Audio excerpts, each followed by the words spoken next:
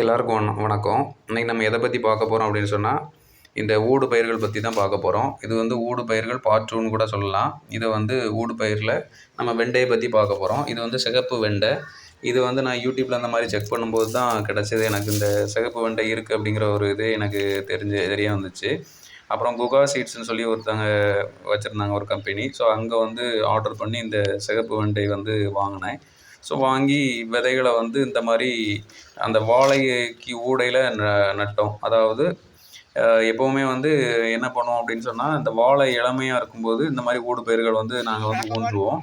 So அப்படி இது பண்ணும்போது அந்த இளம் வாழையாக இருக்கும்போது இந்த ஊடு பயிர்களுக்கு நல்ல வெயில் கிடைக்கும். அதை கனெக்ட் பண்ணி இந்த வாழை வந்து இளமையாக இருக்கும்போதே நாங்கள் அந்த மாதிரி அந்த வாழைக்கூடையில் ஊனி வச்சுருந்தோம் அந்த விதைகளை.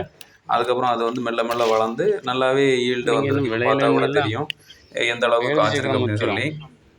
நான் எதிர்பார்க்கவே இல்லை. ஏன்னா வந்து நம்ம சாதா வெண்டை தான் எப்பவும் பயிரிடுவோம். ஸோ இந்த மாதிரி வெண்டை வந்து பயிரிட்டதில்லை.